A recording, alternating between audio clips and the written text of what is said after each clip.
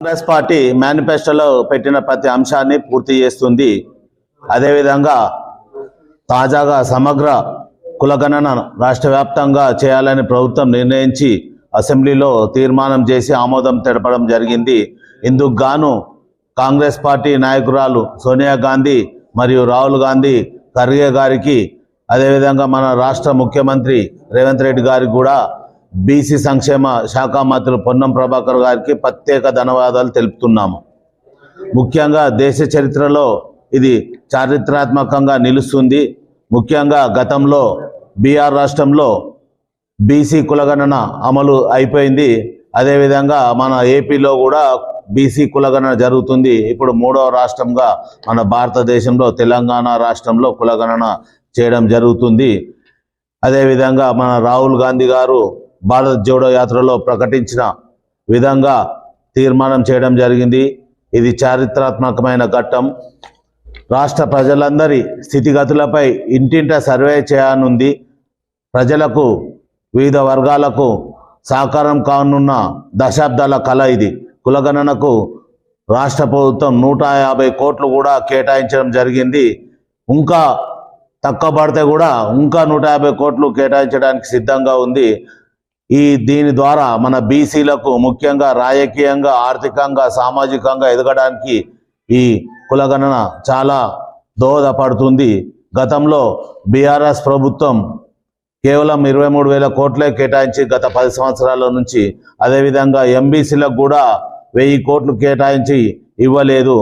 ఈ కాంగ్రెస్ ప్రభుత్వం ప్రజల ప్రభుత్వం, ప్రజా ప్రభుత్వం కావున మా ప్రభుత్వం ఈ బీసీ కులగణన ద్వారా వివిధ కులాలకు చాలా సామాజిక న్యాయం జరుగుతుంది. అదేవిధంగా రాజకీయంగా కూడా అభివృద్ధి చెందడానికి దోహదపడుతుందని తెలియజేస్తున్నాను.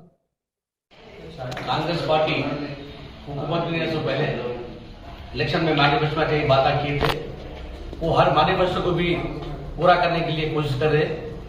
हम लोग, हमारे सीएम रेवंत रेड्डी जी ने वोट लेते ही 2 गारंटी हम लोग अमल कर चुके हैं और 2 गारंटी के लिए भी ये महीने में हो जाने जा रहे हैं।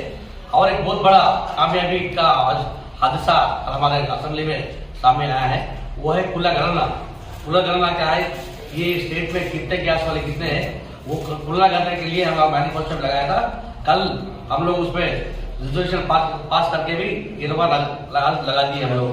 इसलिए इस रिजोल्यूशन पास होने के लिए हम लोग हमारे बड़े लीडर्स राहुल गांधी, सोनिया गांधी और प्रियंका गांधी और मल्लिकार्जुन खड़गे को भी तेलंगाना के आवाम तरफ से हम लोग शुक्रिया अदा कर रहे हैं हम लोग। और हमारे रेवंत रेड्डी जी को और डीसी मिनिस्टर पोन्नम प्रभाकर जी को भी हम लोग मुबारकबाद दे रहे, शुक्रिया, बहुत बहुत शुक्रिया अदा कर रहे हैं। ये देश में पहली बार हुआ है, इतना बड़ा कुलगणना करना कहीं भी नहीं हुआ है। ये समझ स्टेट में तीसरी स्टेट हो चुका है। पहले बिहार में कुलगणना हो गया है और उसके बाद आंध्र प्रदेश में शुरू हो गया है और ये तेलंगाना में भी आज हम लोग लेके शुरू करने वाले हैं।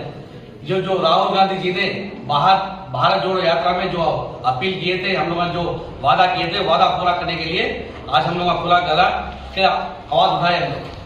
और ये कुलगणना से स्टेट में पूरे खानदान के ऊपर, पूरे रिलेटिव्स के ऊपर एक सर्वे करके कौन कितने आदमी किसको कितना बजट होना चाहिए करके आगे बढ़ने के लिए हम लोग कांग्रेस पार्टी कोशिश कर रहे हैं।